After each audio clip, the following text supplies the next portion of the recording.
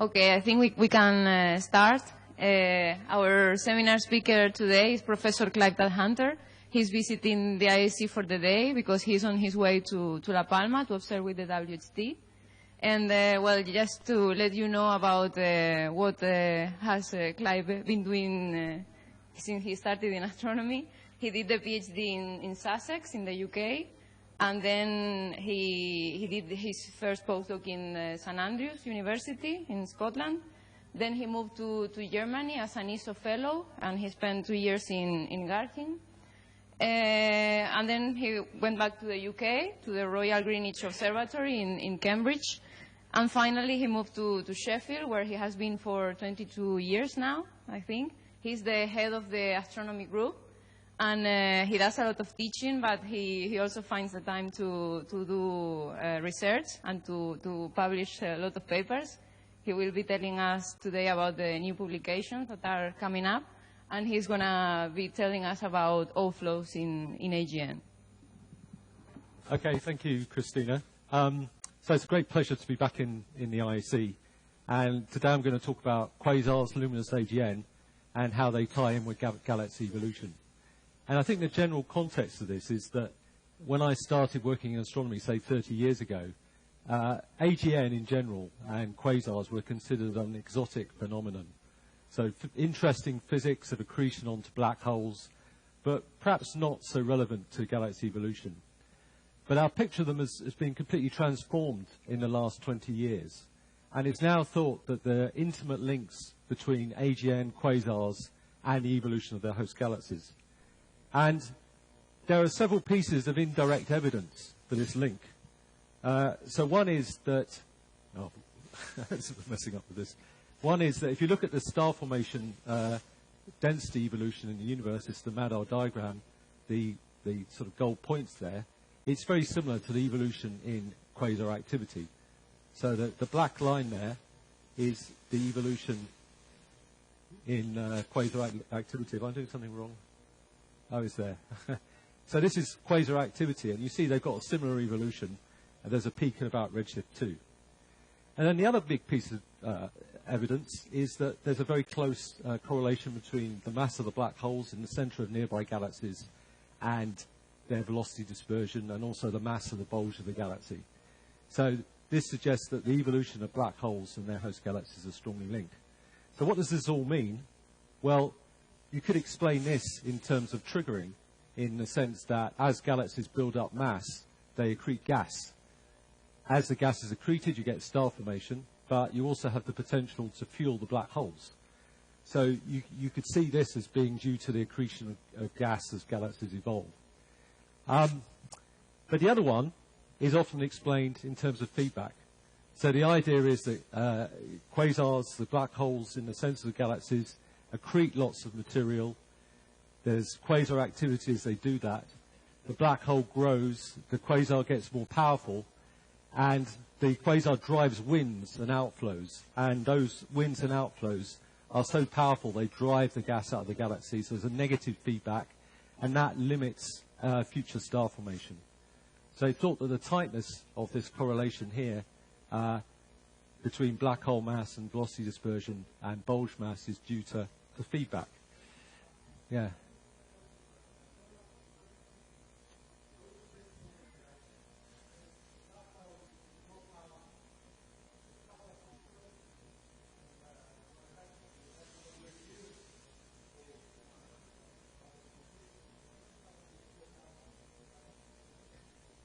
So reduce the mass of the bulge, you're saying. So, well, I think the idea is that, you know, it's a question of timing, and it's a question of when the quasar's triggered. So I think you can have quite a lot of, they're not necessarily exactly at the same time. So you can actually have quite a lot of star formation before the quasar's triggered. And, you know, if there's enough gas in the center, the rest of the galaxy will be shielded to some extent from the quasar. So, you know, you do need it to be quite powerful before it drives the gas out. But there's also another piece of evidence, and this is the galaxy luminosity function. So this shows the volume density of galaxies of different absolute magnitude, the points of the data. And what theorists find is that if they don't include AGN feedback, the outflows and the heating of the gas in their models, then they get a line like this here.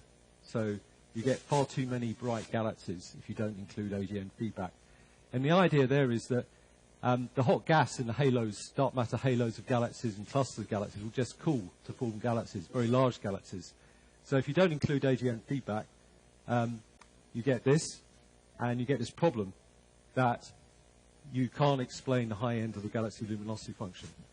But if you put the feedback in, the AGN actually stop the gas from cooling and forming very massive galaxies.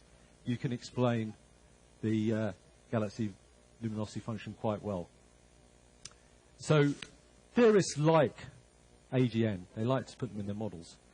And now we have some beautiful... how do I get this? How do I get my cursor back?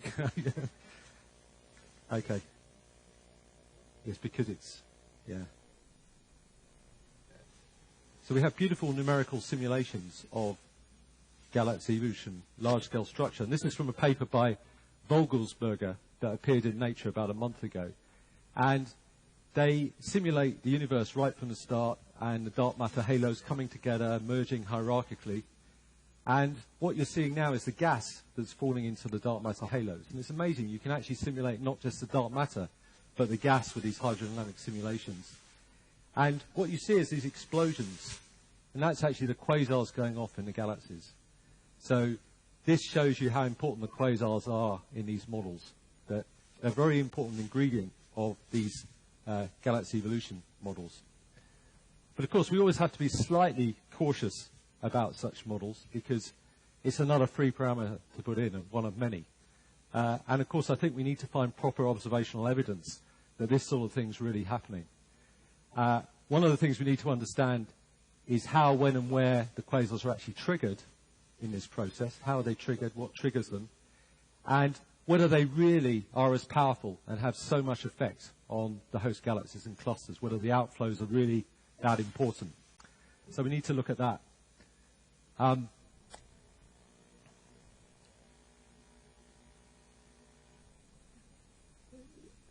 Right. So if we talk about the triggering issue first, then the big problem with triggering is to get the gas right into the central regions of the galaxies, because you only see the luminosity when the gas gets really close to the black hole and there's a release of gravitational energy. So the gas needs to get from kiloparsec scales down to sub-parsec scales to be accreted to see the quasar activity. And this is a real problem because black holes are really small. So if a galaxy is the size of the Earth, a black hole will be this big. So it's absolutely tiny, a black hole, in comparison with the host galaxy. So it's a real challenge to get the gas down into the central regions and be accreted onto these black holes. So that's a challenge of triggering. And all sorts of models are being proposed. One is galaxy mergers, which is the main thing I'm going to talk about today. And in galaxy mergers, the tidal torques drive the gas into the central regions of the remnant galaxy. So that's one way you can get enhanced accretion onto the black hole. So that's one idea. Another idea is that there's secular processes. So there are all sorts of processes like bars, disk instability, minor accretion events. Another one is hot gas accretion. So usually your galaxy, your black hole sits in a hot halo of gas, and the accretion of that can give you some activity. And that can happen in two ways. You can have direct accretion of the hot gas at a slow rate. So your low density hot gas gets accreted. You get some activity. Or it can cool first in a cooling flow and be accreted by the black hole. So that's another way. And you can also have cold gas accretion along the filamentary structures in the large-scale structure. So there are all these mechanisms that are being proposed. And I think the point about this is that they don't necessarily apply to all AGN. So I think I'll switch to the other pointer. So to get a quasar, we think you probably need something like a merger to get sufficient gas accretion. The hot gas accretion could be relevant, but probably to low luminosity AGN. So probably which of these mechanisms we have depends on the luminosity of the AGN. So we'd like to find evidence that quasars are triggered in galaxy mergers. And so I should start by defining what I mean by a quasar. I'm defining a quasar to have greater than 10 to the 38 watts. That corresponds to a mass accretion rate for an efficiency of 0.2 solar masses per year. And that may not seem very much, 0.2 solar masses per year, but quasars last for between 1 and 100 million years. So that means that you're accreting millions of solar masses of gas onto your black hole. So there's a problem of accreting enough mass to sustain it's not just doing it for 1 year, but it's sustaining that activity for tens, hundreds of millions of years. So how do we answer this question? Well, I think we need to take an holistic approach to the problem and look at galaxies and look at all the different facets and properties of the galaxies and see if they fit in with the merger hypothesis. So one obvious thing is to look at the morphologies. Do they look like mergers? Do we see tidal tails, features that are consistent with mergers? But mergers also give lots of star formation. So is there evidence for star formation as we'd expect in a merger? And finally, we need there to be lots of cool gas there to accrete onto the black hole.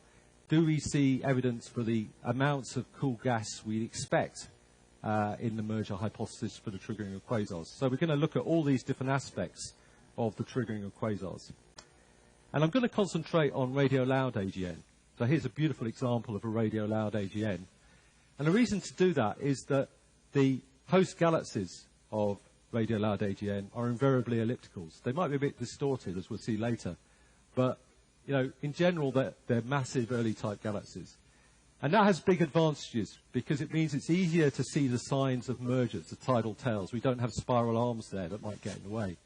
It's also easier to see the star formation, because quiescent elliptical galaxies don't have much star formation. So it's much easier to see the signs of mergers and other types of triggering mechanisms.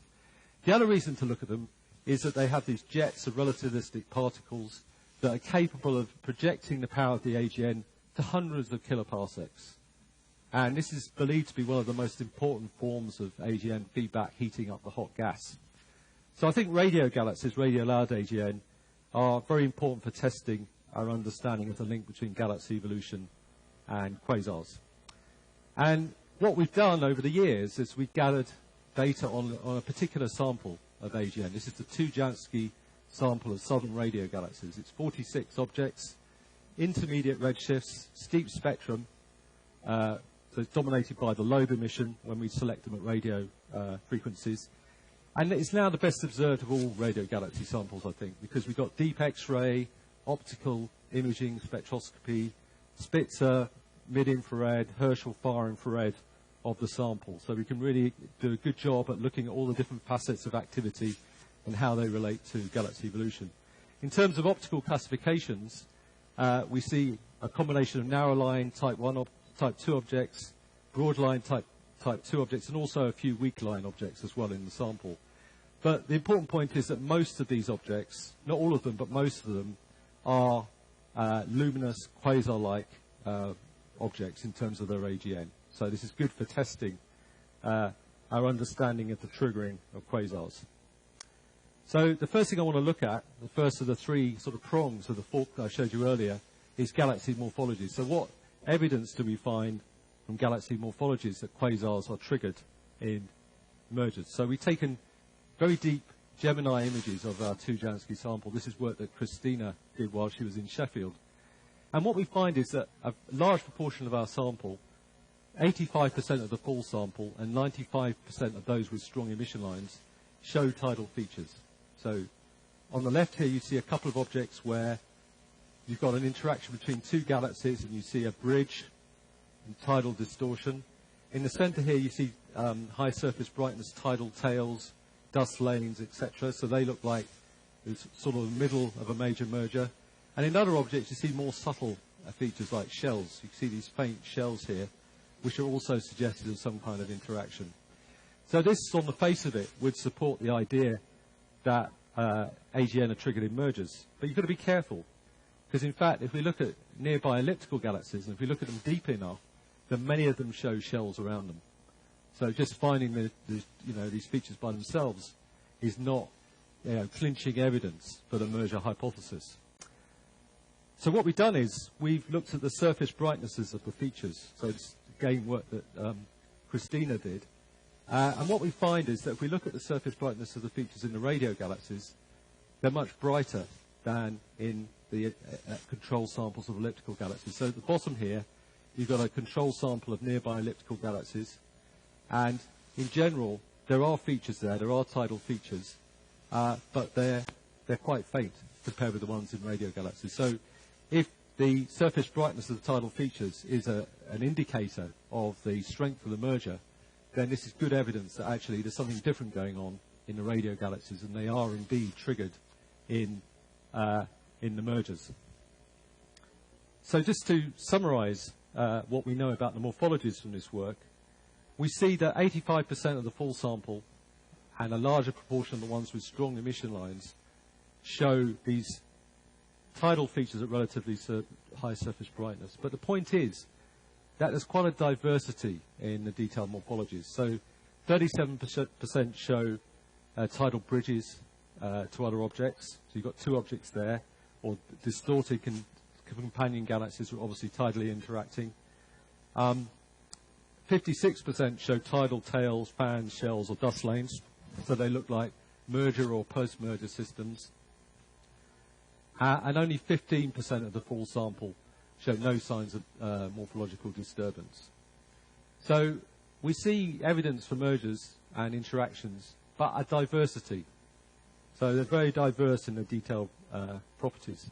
That's consistent with the merger hypothesis, but if we believe that the radio galaxies are really being triggered in these mergers, then it can happen in a variety of stages of mergers, before, during, and sometime after. It's not just happening at one point. It's not the same thing in every case, because we see this diversity of properties. So the second prong of the fork of looking at the properties of these galaxies is to look at the star formation. Because if we look at the hydrodynamical simulations of mergers, so this is from Springer et al. 2005, we've got two spiral galaxies coming together, they merge here, and then the quasar feedback drives the gas out here. And what you see is at the bottom, you see the black hole growth rate. So this is the growth of the black hole as a function of time, because gas is being accreted in the merger. And at the top, you see the star formation rate. So you get a peak in the black hole growth rate. That's your quasar. That's where the quasar is occurring. But around the same time, perhaps with some delay, it's controversial, you also get a starburst. So if we're really triggering these systems in major mergers, and this is a gas-rich one, so a gas-rich merger, we expect lots of star formation to go along with it. So we should look for that star formation. The trouble is, it's actually very difficult to do that. And as you can tell, this is something I've drawn myself. And it's a bit of a mess, I'm afraid, this diagram. But I think what I'm trying to put across here is that they're very complex environments, the central regions of radio galaxies. So we might have star formation in the disk of the galaxy, which is the thing we're looking for associated with the merger. But we have all sorts of other components there which are related to the activity. So the quasar will illuminate cones of gas, ionization cones. It will photoionize that gas, and you'll get nebular continuum in the UV from that photoionized gas. So that gives you UV light. The other thing is that dust in these clouds will scatter light. You'll see scattered AGN light, and so that will give you UV light, blue light as well. You can get partially obscured AGN that you don't see very clearly, but that will also give you a blue excess. The jet itself can shock the clouds in the halo of the galaxy and give you nebular continuum, and also induce star formation. I'll come back to that at the end of my talk, actually. And so when we look at radio galaxies and look at their colors, we can't be sure that the colors are just due to the star formation. It's often assumed it is, but actually there are all these other components we have to take into account. And it's not just in the optical UV, because these clouds, if they've got dust in them and they're illuminated by the AGN and they're on kiloparsec scales, will also radiate in the far infrared. So you can have far infrared emission from the AGN illuminated clouds. So in the UV and in the far infrared, where you hope to find evidence for star formation, you're affected by all these components, and you've got to be very careful about sorting them out. But if you have good data, you can do it. So, for example, for the scattered light, if you have polarimetry, you can sort out the scattered light component. If you have good spectroscopy, you can actually predict quite accurately how much nebular continuum is there. So you can sort it all out. So that's what we've done for our samples of radio galaxies. And what we find is that if we take into account all those AGN-related components, then we do find evidence for star formation in the galaxies. And what we've done is that for the ones where we find star formation, we've done spectral synthesis modeling to work out the ages and masses of the young stellar population. So on the left here, this is 3C305. It's a nearby radio galaxy. And we find it's actually got quite red colors, but it also shows Balmer lines in absorption. And the only way we can model that is in terms of a reddened YSP, young stellar population, and an elliptical galaxy. And the mass in the young stellar population is enormous. It's 10 to the 10 solar masses. And that's between 16 to 40% of the total stellar mass. And so this system is post-starburst. We're seeing it sometime after the main merger-induced starburst. And the radio source, which has an age of less than 0.1 gigayear, is being triggered sometime after the peak of the merger in this case. And then on the right here, we have a different sort of system, and you can see, probably looking at this, that the age of the young stellar population is much less. It's only about 50 megayears. And the total stellar mass is also quite high. It's more than 5% of the total stellar mass. And this looks rather like a ULERG. In fact, this object is a ULERG if you measure its far-infrared luminosity. So again, we see a diversity in properties in the star formation, just as we did with the morphologies. We see some post-starburst systems and some starburst systems. But the other thing to point out is that even if we take into account all the AGN components, we only find any evidence at optical wavelengths for star formation in about 20 to 30% of the objects in the sample. So we don't see strong evidence for star formation in all the objects that we look at. And the other thing we can do is ask the question, when is the AGN triggered in the merger? Because we know we get a peak in star formation at the peak of the merger when the two nuclei merge together. So by aging the stellar population and compare it with the age of the radio source, we can then work out when the AGN is being triggered in the merger. So what this shows at the top here is the age of the young stellar population component in our galaxies. It's a histogram showing the distribution of that. And at the bottom, you have very similar work done on a sample of nearby ULERGs. So these are the most extreme starburst galaxies in the local universe. So if you look at the ULERGs, their YSP ages are all less than about 100 megayears. They're all very young, as you might expect, based on the merger simulations. If you look at the radio galaxies, though, you find there is a peak at young ages, but we also see objects with much larger ages. So the typical estimated maximum age of a radio source is about 100 megayears here. So what we conclude from this is that the objects with young ages, the YSP has a similar age to the radio source. So that means that the radio source and the star formation is being triggered at about the same time. But we have a whole bunch of post-starburst systems where there's a delay between the radio source and the actual merger-induced starburst, so that the radio source is triggered sometime later. And interestingly, it seems to correlate with the luminosity of the AGN. So the ones over here, which are like ULERGs, tend to be the high O3 luminosity. They're the quasar-like systems, whereas these other post-starburst systems tend to be lower luminosity AGN. So it suggests that the lower luminosity AGN is triggered sometime after the peak of the merger. And so we return to the incidence of star formation in the sample. I've got this Venn diagram. So I showed you before optical spectroscopy. And if we look at our 2 Jansky sample, we've also got a sample of 3CR radio sources. We find that only 21% definitely show young stellar populations based on our modeling, presence of Balmer absorption lines. So we only find young stellar populations in 21% of our full sample. We can also look in the infrared. So we can look at the far infrared excess. So what I mean by far infrared excess is excess emission above what you'd expect from the AGN illumination of the clouds in the galaxy. And we find about 22% of our samples show far infrared excess. They show unusually high far infrared radiation. And the other way to look at it is the PAH, polyaromatic hydrocarbon emission. So these are features that come out in the mid-infrared at 7 and 11 microns, broad features. And from our Spitzer data, we can look for that in all our sample. And we find PAH emission in only 22% of our sample. So it's a similar picture. And if you look at the individual objects, If we detect an object with optical spectroscopy as having young stellar populations, then we generally detect it with the other techniques. There's a big overlap. So what we conclude from this is that however we look at it, we only find evidence in a relatively small proportion, up to 35% of our radio galaxy sample. And this has important implications because it implies that 65% don't show strong star formation activity. Now, if they were like ULERGs and they were triggered in major gas-rich mergers, you'd expect to see lots of star formation, and we'd see it, and we don't.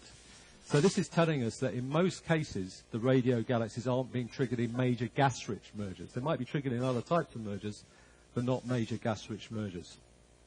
So that's what we conclude from looking at star formation. And the third aspect to look at is the cool ISM content, because we need to accrete a certain amount of gas to sustain the quasar activity on the 1 to 100 million year timescales. So we can ask the question of how much gas do we have to accrete, and how big is the total reservoir we need to accrete during the triggering merger event, or the triggering event. Well, if we define a quasar in this way, greater than 10 to the 38 watts, then that corresponds to, for an efficiency of 0.2 solar masses per year. We know that the quasar will last somewhere between 1 million and 100 million years. So that means that the mass accreted just by the supermassive black hole over that time is between about 10 to the 5 and 10 to the 7 solar masses. So that's just the mass accreted by the black hole. But that's not the end of the story, of course, because for every solar mass accreted by the black hole, we know that 500 solar masses must be formed in the bulge to maintain the black hole host galaxy mass correlation. So that means that the total reservoir for a particular quasar triggering event is somewhere in the range 10 to the 8 to 10 to the 7, 10 to the 10 solar masses of gas. There's quite a lot of gas in the total triggering event. And we can look for that gas. We can use CO and things like that with ALMA eventually. But the other thing we can do is we can look for that in dust, because for a typical gas-to-dust ratio of 100, this implies we'd expect something like, in the middle range here, 10 to the 7 solar masses of dust associated with the gas. And the reason I'm talking about dust is that we can directly try and detect that with Herschel. So that's what we've done.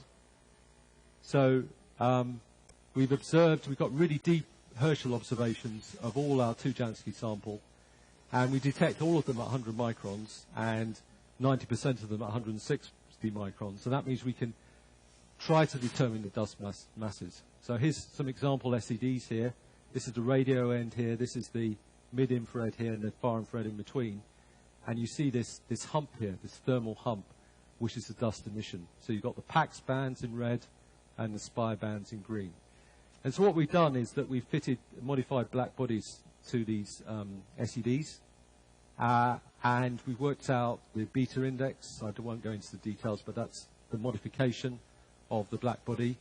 And so we worked out a sort of average beta index, which is the modification of the black body in terms of modified black bodies. And we've applied that to all the objects, working out their dust temperature using the 160 to 100 micron ratio. And this is the equation you use for the dust masses. So I won't go into the details, but that's how we did it. And these are the results. So the histogram on the top here shows the results for the 2 Jansky radio sources. I'm sorry it's a bit small, but this is 10 to the 7, 10 to the 6 solar masses of dust. This is a comparison with local ULERGs. ULERGs are the most extreme local mergers. And this is local quiescent elliptical galaxies here. So what we see is that the radio galaxies are intermediate between the two. So they're about a factor of 10 on average below ULERGs in terms of their dust masses, and the dust mass we're using as a proxy for the total cool ISM content, but more than an order of magnitude on average above local elliptical galaxies. So they're moderately dust and gas rich.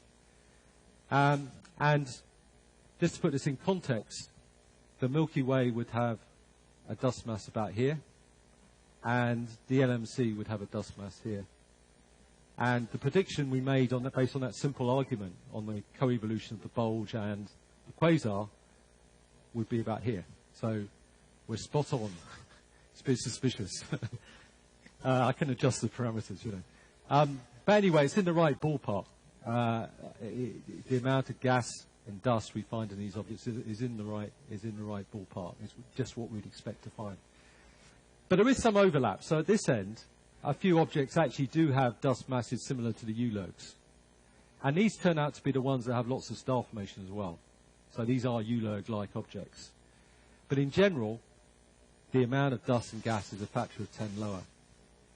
So this is consistent with the idea that if it's a merger, then it's not a gas-rich merger. And the amount of dust and gas we see is equivalent to a couple of LMCs that we need to accrete. So these are not major mergers. But this is enough, actually, to trigger the quasar activity if you can get it into the right scales and sustain it on the right sort of time scales. You don't need a major gas-rich merger in terms of gas content to give you a quasar.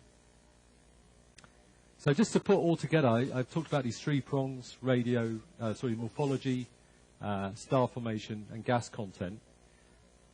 What we know about powerful radio galaxies from our study is that they're all very massive. So they're several m-star in terms of their total masses, between 2 times 10 to the 11 and 2 times 10 to the 12. They're very massive. And what we found, looking at all the different aspects, is that they're diverse in their detailed morphologies, star formation property, and cool ISM contents. And what we know is that there is a small minority that look as if they're triggered in major gas-rich mergers. So we see a small minority that have lots of gas and dust, lots of star formation. They look like U-lurgs, and many of them are U-lurgs.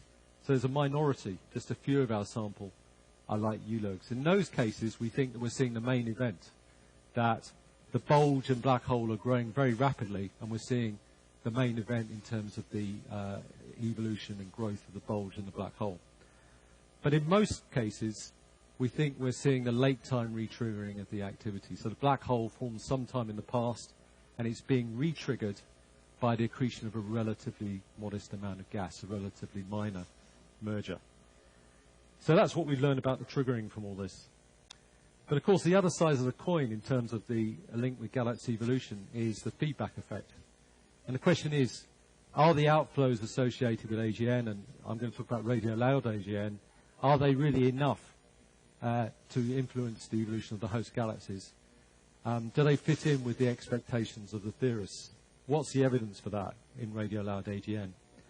Well, I think there is excellent evidence that radio galaxies affect their environments, and the best evidence is provided actually by X-ray imaging observations. So one of the really exciting results from Chandra, when it was launched, 15 years ago, was that when they looked at clusters of galaxies, they found that there were cavities in the X-ray emission, in the surface brightness, hollowed out cavities. And when they matched it up with the radio, so if you make a radio map of the same source, shown in contours here in this case, the radio emission fills in the cavities. So the expanding radio jets and lobes are hollowing out cavities. And the energy associated with this, with the cavities and the shocks being driven into the interstellar medium, is enormous. And it turns out that the amount of energy being put in by the jets is enough to balance the cooling of the X-ray halos. So this helps to explain why the halos don't cool and why there are relatively few very massive galaxies, because they're being heated up by the radio sources. So this is the hot gas, but there's also a lot of evidence in warm ionized gas. So we can actually look at gas at about 10 to the 4 Kelvin, not 10 to the 7 Kelvin, and look at it in emission lines. So these are H-alpha images taken with a WHT with a tunable filter. And the grayscale, orangey grayscale, is the H-alpha emission and the contours of the radio. So in this case, you see that the H-alpha is very strongly aligned along the radio axis. And in this case, you see there's an arc around the radio. It looks like a bow shock around the radio lobe. So the signs here, just from the alignments and the fact you see this sort of bow shock-like thing, that the radio jets are affecting the warm gas, not just the very hot gas. And we can look at this further because we can do spectroscopy. So if you put a slit along the radio axis here, the spatial direction is this way, this is wavelength here, you see extreme kinematic disturbance. So you see these split components here, you see general broadening within this bit here where the radio jet is interacting with the gas. So you see line splittings of thousands of kilometers a second, very broad lines. Outside that, the lines are narrow again because that's a precursor. It hasn't actually gone through the shock. So we think the gas in these systems is strongly shocked and accelerated by the radio jet. So what effects does this have? Well, the masses associated with the shocks are enormous in terms of the warm gas. They're up to 1,000 solar masses a year in terms of outflow rates. There's a lot of energy associated with that. And that energy is, quite a high fraction of the Eddington luminosity of the black hole. So it can be energetically competitive with the radiation. And this is just the sort of thing theorists want. This has also been done for high redshift radio galaxies. So they were low redshift. This is redshift 2 now. You see the line structures along the radio axis. You see velocity gradients. You see large line widths. Again, a large amount of energy associated with the outflows and, a large fraction of Eddington or the bolometric luminosity of the AGN. So again, very energetically significant. But that's warm ionized gas. So what I've talked about is the hot ionized gas in clusters being affected by the jets, but also the warm ionized gas. But I think the real surprise over the last 5-10 years or so has been that a lot of the mass in the outflows is actually neutral and molecular. So the first work on this was done by my collaborator, Raffaella Morganti, back in the 90s. And she looked at a radio source. This is IC5063, which I'm going to talk about in a minute. And what she found is that the H1 absorption, so this is H1 21 centimeter absorption at radio wavelengths, is strongly blue shifted relative to the systemic velocity. It's blue shifted by several hundred kilometers a second. You see wings out to thousands of kilometers a second. But we're seeing this in neutral gas, not ionized gas. You can also look at the sodium 1D resonance line at optical wavelengths, and it's found in several AGN that you see a blue shifted wing to that, which is telling you again that there are neutral outflows in these systems. But more recently, people have looked at molecular lines. So work done by Maiolino and his group and various people have found very broad wings to the CO line, which is interpreted in terms of AGN-driven outflows, because they're stronger in AGN than they are in starburst galaxies. And also, with Herschel, they find P Cygni profiles in absorption in OH when they look with Herschel. So this is, for me, this is extraordinary, because the environments of AGN are very hostile. There's lots of radiation, lots of hard radiation. So the question is, why isn't the neutral gas why isn't the molecular gas dissociated and then ionized? Why can you have these huge masses of gas in the outflows? You'd think the outflows would be shocked. And how do the molecules survive? Why do we see all this molecular gas in the outflows, and why is it neutral as well? So that's a big question we have. And for the last part of my talk, I'm going to talk about how we might address this sort of issue. So I'm going to use the example of a particular nearby object. It's actually a Seaford galaxy with an early type host morphology called IC5063. And actually, this was the first one in which neutral outflows were detected. So you can see here the host galaxy. It's an early type elliptical, but with dust lanes through it. The nucleus is here. This is the radio contours. It's not a particularly powerful radio source. It's only 10 to the 23 watts per hertz. So that's at the upper end for Seaford galaxies, the upper end of the range of radio powers for Seaford galaxies. And so Raffaella's done a slice across here looking at the H1 velocities. So this is position along this axis here, and this is the H1 velocity. And what you see in emission, so the solid contours are emission, is you see the rotation curve of the galaxy extending out tens of kiloparsecs. So you see a rotation in the H1 emission. But on the nucleus, and it turns out it's right on this radio lobe here, the dotted contours are absorption. So you see absorption extending several hundred kilometers a second right in the center of the galaxy in the neutral gas.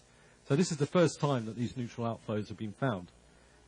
We also see it in the ionized gas. If we look at the warm ionized gas at 10 to the 4 degrees, along the same axis we see all sorts of distortions in the profiles of the emission lines. So there's spatial this way, wavelength this way. We see split lines. And if you look at the profiles, all sorts of signs of kinematic disturbance. And the energies and masses are quite significant. I mean, the mass is quite low in this case, but we find that the energies and masses of these components are quite large. And then last year, Raffaella looked at this source with Apex in Chile, and and she looked at the integrated CO emission from the galaxy. And so what you've got here, this is the H1 emission profile from the whole galaxy. So basically, this is the rotation curve of the galaxy. It's unresolved. You can see you get the typical double horn profile. This is the H1 absorption detected on that lobe, and you see it extends, it's blue shifted. And this is the CO profile. And so what Rapido found was that there's a blue wing to the CO profile, which suggested that the CO was outflowing like the H1. But the trouble is that the resolution of this is about 20 arc seconds or so.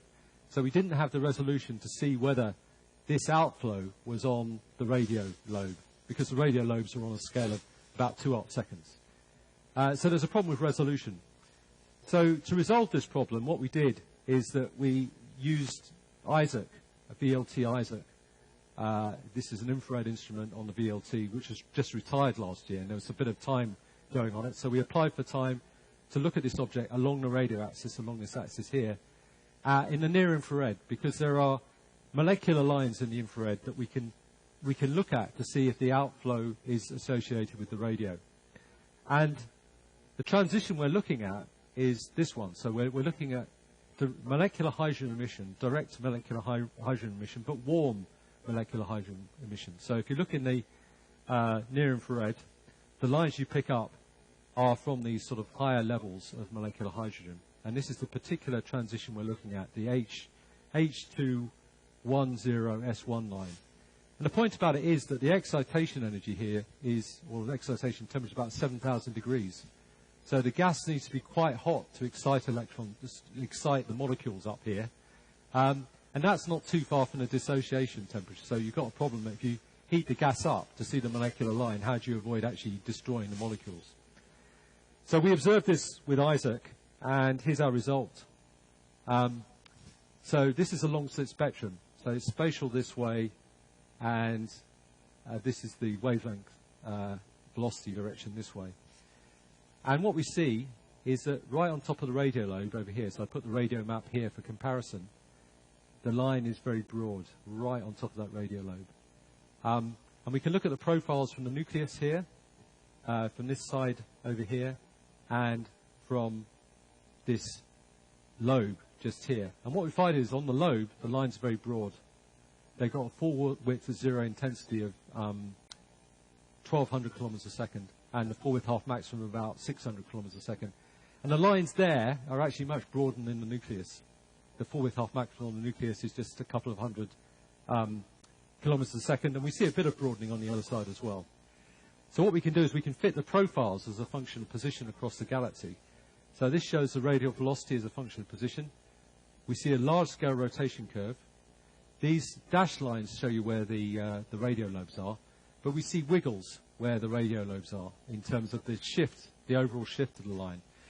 But more tellingly, if we look at the full width half maximum, the full width half maximum actually peaks on that radio lobe.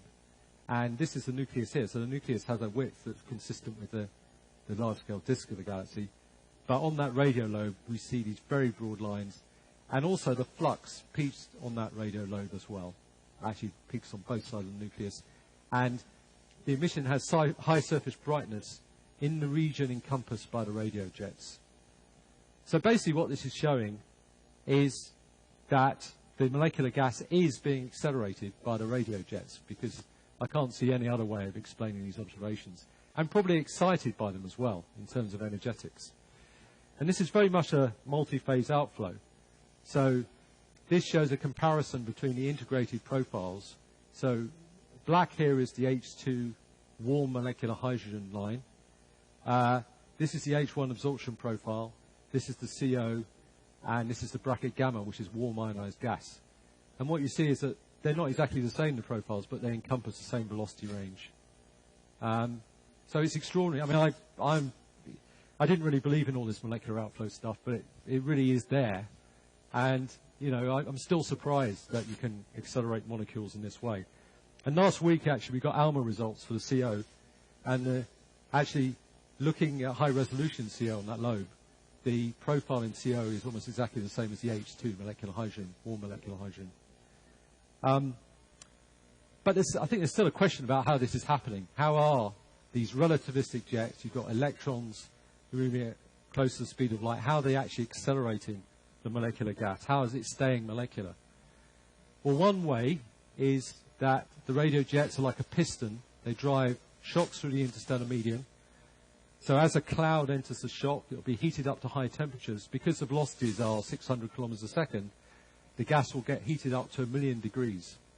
And then as the gas cools behind the shock, you'll see, first of all, ionized gas emission lines at 10 to the 4K. You'll see the molecular hydrogen lines at 2,000 degrees. And you'll see the CO emitted when the gas cools down to less than 100 degrees. So you could interpret the results as just being stuff cooling behind the shock. So it gets heated up to very high temperatures, cools down, and you see all these emission lines. But there is a problem with this, actually. And the problem is that it's actually, I didn't realize this before I started working on this, it's difficult to form molecular hydrogen. That in the gas phase, the molecular hydrogen doesn't just come together. And the way that the molecular hydrogen forms in the interstellar medium is that the dust catalyzes the formation of molecular hydrogen. So hydrogen atoms stick to the dust grains and they come together and they can lose energy to form the molecule on the surface of dust grain. But the problem in this case is that the shocks are likely to destroy the dust. So you've got a problem of how you actually form the molecular hydrogen. And actually, this is a similar problem to the early universe, because in the early universe, there's no dust. But you've still got to form molecular hydrogen to cool the gas and form the first stars. And what's thought to happen there is that the gas is partially ionized, and the electrons in the gas actually catalyze the formation of molecular hydrogen. So it may be a similar thing here. But that reaction is a much slower rate than the one on dust. So I think there's a question about how the molecules are just forming. It's not just the stuff cooling down and emitting the emission lines. You've also got to form the molecules. And I don't think you understand that. The other idea is that instead of the gas actually going straight through the shock, being heated up to very high temperatures, you have a slower process. So as the shock goes past, it's low-density gas in the shock. And because of the hydrodynamic interactions between the low-density wind and the clouds will be stripped and ablated as a function of time.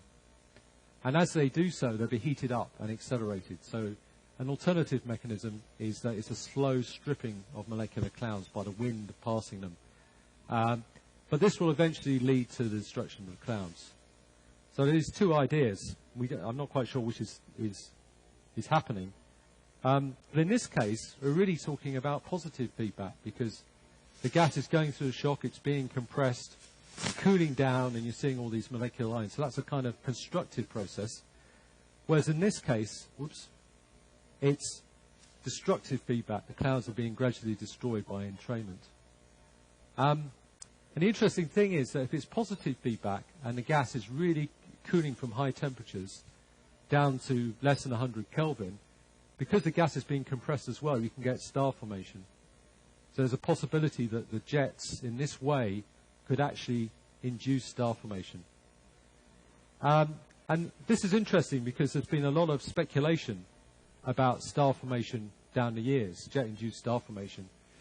And 20 years ago, 25 years ago, when people made the first observation of high-redshift radio galaxies, they found that they had blobby, elongated structures like this. They were quite unlike galaxies in the local universe. They don't look like ellipticals. They've got these very blobby structures. Of course, you have to bear in mind that you're observing these in the UV. So you're not observing at red wavelengths. The UV's shifted into the optical. But the thing that people found was that the structures are very closely aligned with the radio axis in some cases, in a high proportion actually. And it's a very, very close, detailed alignment. And so it's proposed that actually this is jet-induced star formation, that the jets push their way through the interstellar medium, the shocks compress the gas, and that induces star formation. But I've never really believed it myself, because it seems, the jets could be as destructive as they are constructive in terms of feedback. And the main concern I had at the time was this, that it's actually very difficult to see that it's star formation, because as the jets push out, they will also shock the gas, and you'll get nebular continuum, which looks like star formation, and you get scattered light and all the other stuff. So I was kind of against the jet-induced star formation picture, because I thought most of what we saw was due to the activity. But I think this has changed my mind.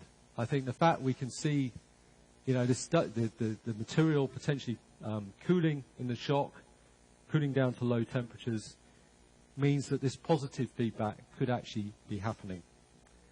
So just to look at the conclusions on the feedback, it's clear that the relativistic jets have a major impact on both the hot and cooler phases of the interstellar medium. So it's not just the hot gas, it's the neutral gas, it's the molecular gas. The outflows are very fast, up to 2,000 kilometers a second, and they've been detected in all phases of the interstellar medium.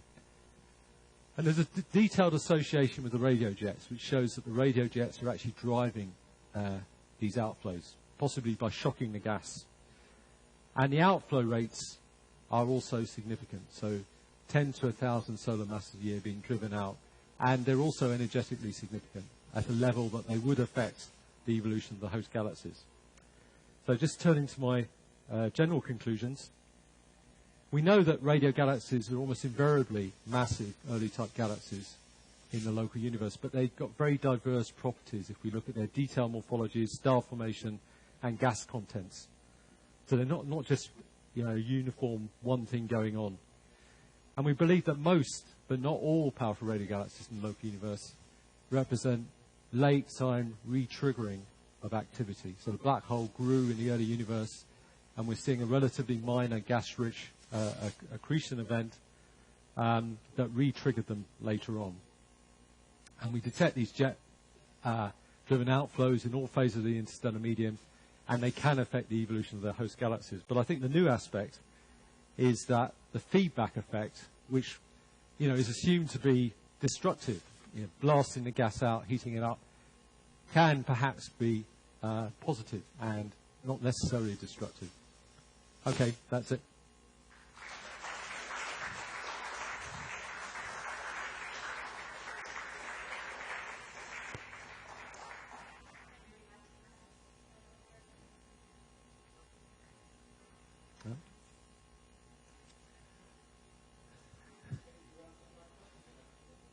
Good.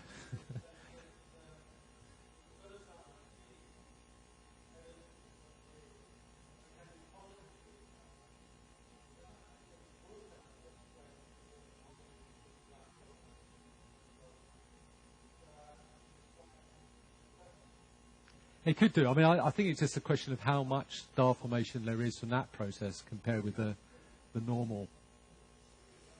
Yeah, yeah. Yeah, it could do. Yeah.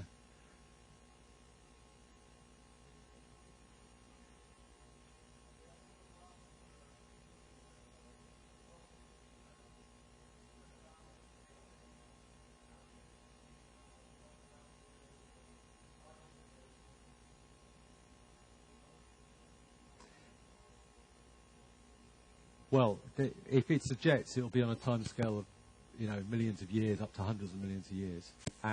But it won't just... I mean, the thing is that it's not just having the radio jets. You need to have the gas to interact with it. So the star formation associated with this sort of process is likely to occur in the central region of the galaxies, because that's where the gas is. So although the jets can go out to much larger radii, it's got to interact with the cooler, denser phases of the interstellar medium to see this sort of thing going on. So I think it will be confined within the 10 kiloparsecs or so. But you would expect it to be aligned along the radio axis. And there are some examples where it looks like there is evidence for star formation like that. But my other concern about jet-induced star formation is that the evidence has been quite scanty in the past. Perhaps because there are all these AGN-related components. So I think we need to put more work actually into detecting the star formation and try to rule out all the other things. And then we might be able to find the morphology of that, and I would expect it to be aligned along the radio axis.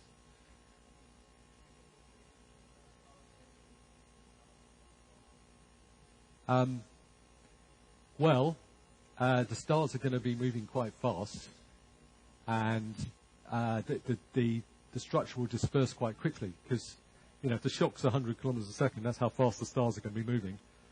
And so it's going to, you know, the structure will disappear quite quickly and randomize, I suppose. So, those stars could be dispersed around the bulge.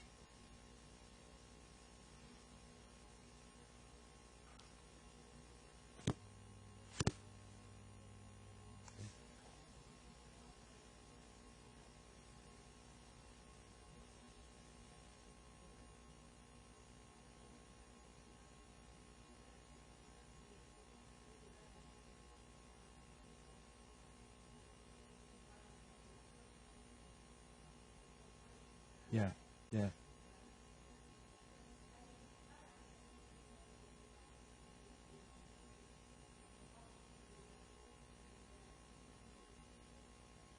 Yeah, well, it depends on the ones you look at. So where we see, in general, where we see this large amount of star formation, they tend to be quasar-like luminosity objects. So if you look at low luminosity radio galaxies in the local universe, some of them show star formation actually, but a lot of them don't.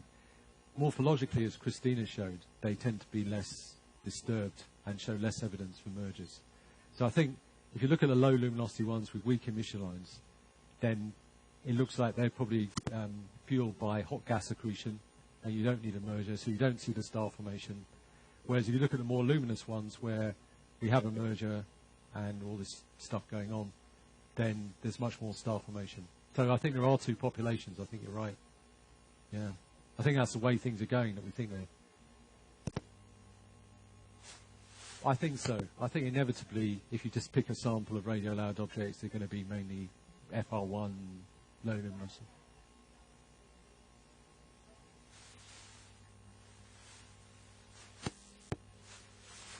But, you know, it's much lower power than most of the ones I've talked about. It's still, yeah, it's still active, but it's an FR1. It's not, it doesn't have, if you look at its nucleus, it's got some emission lines, but a low luminosity. It wouldn't count as a quasar.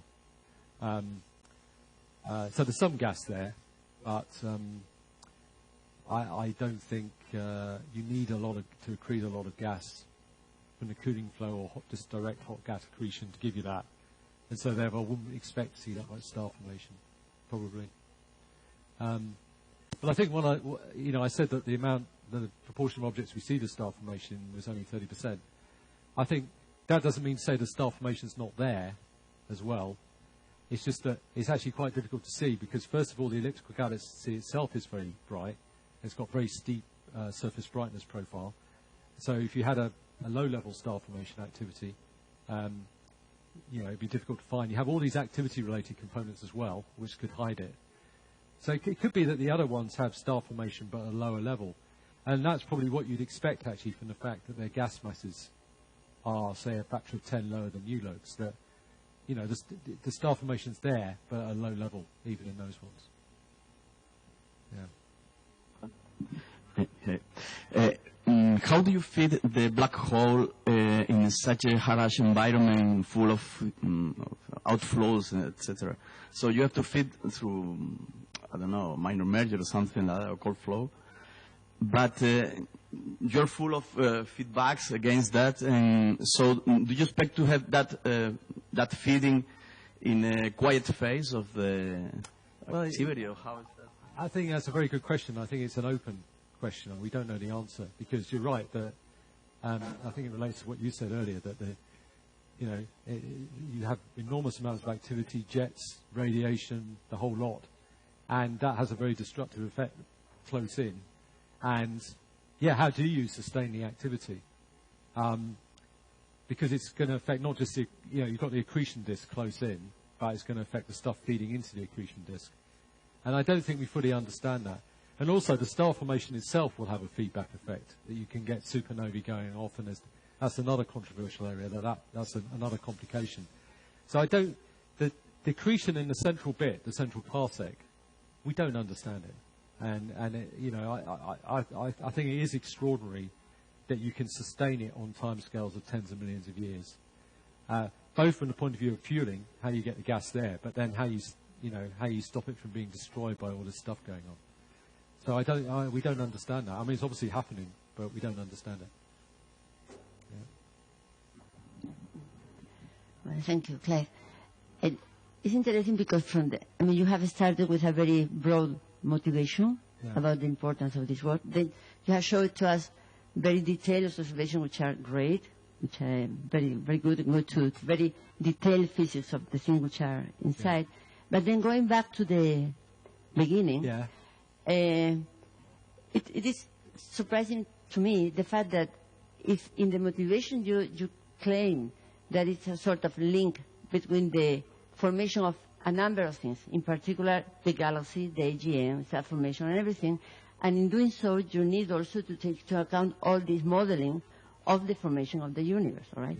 And then at a given moment, you want to live just with the galaxies, not taking the help or not using what is happening in all the rest of the universe. In particular, it is known that we are suffering the falling of gas into our halos, all right? Yeah. So not all the gas that you are seeing as a starburst or whatever has necessarily to be formed within the galaxy. Yeah. So you may also have the help of gas which is entering the system, which can also feed star formation, be somehow misleading in the sense that you are not, distracting the star formation event, but it is just being coexistent with your AGN, but not necessarily being produced by all the gas that is produced inside. In fact, some of the evidence that you have shown as outflows are also used or claimed as possible inflows. So they pull back in, you mean? Yeah. So I think that it could be easier to close because it is true that you have excellent observation, but some of the results that you have may also be consistent with gas that managed to get into your volume and still survive as such and being ionized somewhere or for whatever mechanism, but not necessarily being thrown from the center of the galaxy or from this mechanism. So this is a complementary view of the observation you have shown to us. Yeah, well, I think obviously what I presented was probably oversimplified. No, but it's not. It's just. But in terms of accreting gas, from what you're saying, you don't necessarily have a merger, but you could accrete gas gradually, as is proposed to happen, and we see some evidence for that. I think with a quasar, though, you need an event, and there's a question about whether that sort of accretion would give you an event and lasting for the right time scale as well. And I think the cold sort of the cold gas accretion, whether I'm not convinced it would necessarily give you an event. No, I agree with you, and also you need a lot of gas. So I understand that this scenario, you need these merger events. Yeah. So I am convinced that you are but I'm talking about all the other evidences that you are showing for this feedback. Yeah. So it's a difference. So the indirect evidence. That's it, yes. So it is the triggering is an issue. They say that you need a lot of gas for quite a lot of time, and then you need something which, all right. But then you have all this feedback that has to do with the coexistence star formation taking place in your volume, which can be, can survive even if you have such an energetic thing, but because of that, and because you have shown it can happen, it may also be from gas which is coming still getting into the volume and survives, and you see as such, and not being thrown from the AGN itself. Yeah. So I'm talking about the feedback, yes. In terms of the feedback, yeah. Of course, the other thing is that stellar feedback is another. There's a lot of work done on whether this is the outflows are due to the AGN or the starburst, because you've got a starburst, as we know, and people are doing a lot of work on that. They're correlating it with the starburst and AGN properties separately in ULOGs, for example. We can talk later. Yeah, we should leave it here because coffee is getting cold in the library. So let's thank once again Clive. Thank you.